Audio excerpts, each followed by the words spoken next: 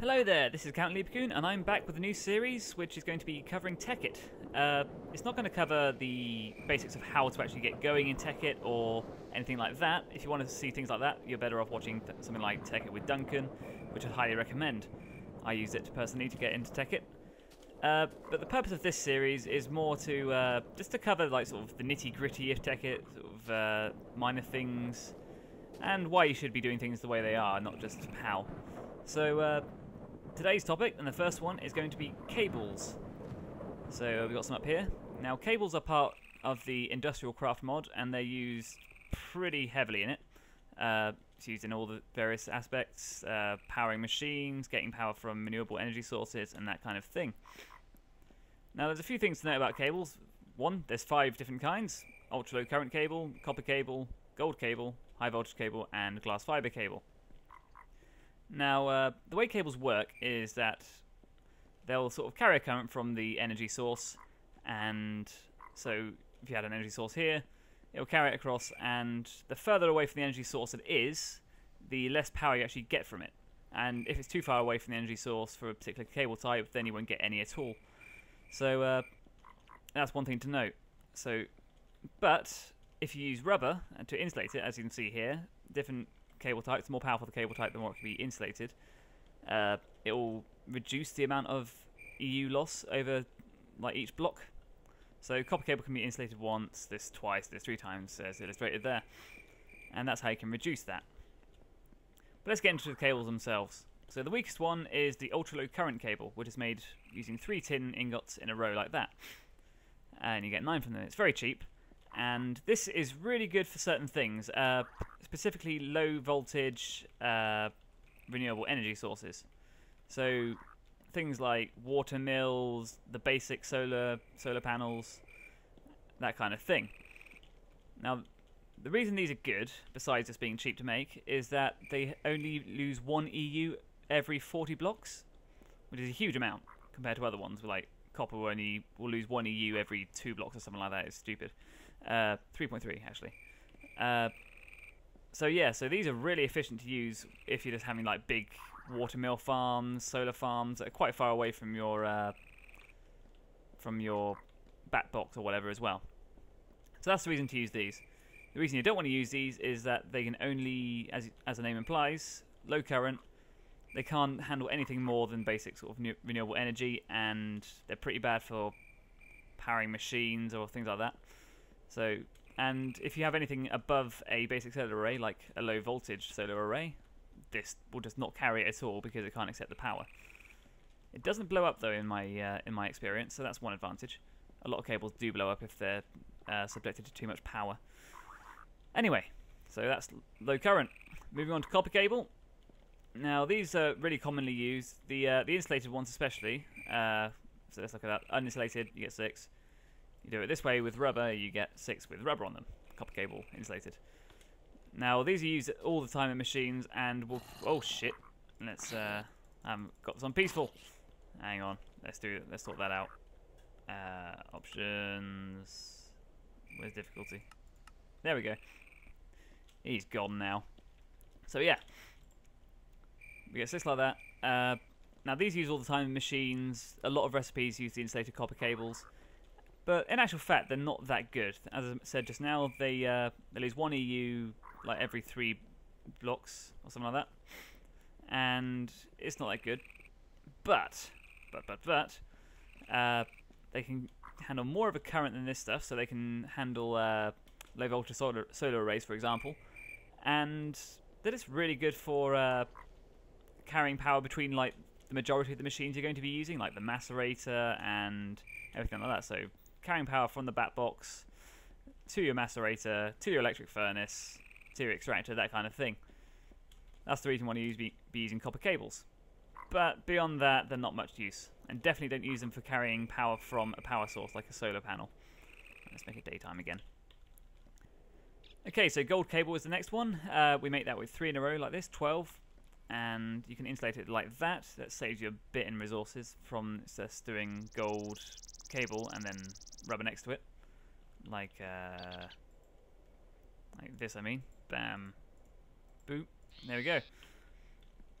Now this can be insulated up to twice instead of only once, so the power loss can be reduced more significantly than the copper, but the power loss is still actually worse than the copper cables to begin with, so even with double insulation, yet still kind of not even quite as good as the single insulated copper cable, which makes it very bad for transferring energy across distances.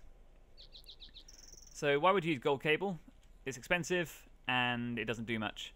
Well, you can use it to carry power from like medium voltage solar arrays, which is something you'd normally do with glass fiber cables, but the advantage of this is it doesn't use diamonds.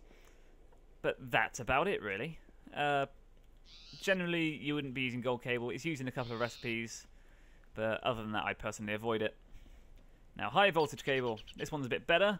We make this using refined iron. High voltage cable like that. And similar to the gold one, you can just do it with 4 rubber around that to get the insulated. You can actually make it triple insulated quite quickly by doing that. 1 there, and then you have 3 above it like that. So if you want to insulate a thing to get 4 times or 3 times insulated quickly, you can do it that way. The main reason you want to use this, though, is because it can accept like high voltage currents. No problems at all. And the more you insulate it, the even better that gets as well. So obviously this stuff you want to use for high voltage solar arrays if you get those. But most importantly, this triple insulated stuff is what you want to use for nuclear reactors, particularly Mark III type reactors, which we'll go into later on in another episode probably. Aside from that, though, I wouldn't recommend using this stuff. It's big and unwieldy, and you don't need that kind of current for most things. So, moving over to the final cable, glass fiber cable. Now, this is the most expensive cable to make. There's 2 different ways of doing it. They're a bit similar. So you've got 1 diamond and glass around this, and you get redstone on the other side. You get 4. But if you replace the redstone with silver, you get 6. So using silver, you get more bang for your buck per diamond, which is more important to me. Specifically as silver doesn't get used much in Tekkit, I find. It's not nearly as important as redstone. So I'd rather conserve my diamonds as much as possible by getting the most out of my diamond per glass fiber cable. Now this stuff is really good. It can't handle currents as high as the high voltage cables, but it is really good for carrying currents that sort of aren't from nuclear reactors or anything like that. It can handle pretty high currents, and it has almost no EU drop-off. It's got the same amount as the low voltage cable, low current cable. So you only lose 1 EU every 40 blocks, which is fantastic. Glass fiber cable is very commonly used. You'll see it used a lot in renewable energy sources like watermill farms and windmill farms and everything like that. And for good reason. But a lot of people make the mistake of using this stuff for like watermill farms and everything like that, when you really should be using low voltage cable. It's just this low current cable is underappreciated. So now we've learned about the cable types. Let's see. Caps lock off. See how they work in action. We've got this little setup here. These are basic solar panels, as you can see, solar panel. Now, they're all connected up to MFSUs, and we're just going to show the importance of EU loss. So if we look at this one, this one's being powered here, and this MFSU is getting it around about 30 a second, something like that. Now if you look at this one, it's the same. It's a lot shorter. Not a lot shorter, a little bit shorter. Only 1 away. And that's going at the same pace. Now, if we look at this one, the copper cable. Now this one, it's going about the same pace as that, you know, no worries. But if we go to this MFSU, which is 1, 2, 3, 4, 5, 6 away, no power. It loses all of the energy, all of the EU, just from that short distance. So yeah, that just shows just how much of a difference it makes. So yeah, never use your copper cables or gold cables for anything like that, or even high voltage cables. If you're running from nuclear reactors or anything like that, you want to have your MFSU that it's going to do as close to the reactor as possible. But we'll get into that more later, as I said. So I think that pretty much concludes this episode. You can see the importance of these different cable types. And yeah, use the right cables for the right things. Copper cables for powering machines. These for powering, providing energy from low voltage energy sources to your bat box or whatever. Gold for pretty much nothing. High voltage for nuclear reactors and other high voltage solar arrays. And glass fiber cables for more high voltage power sources like, you know, better solar arrays and that kind of thing.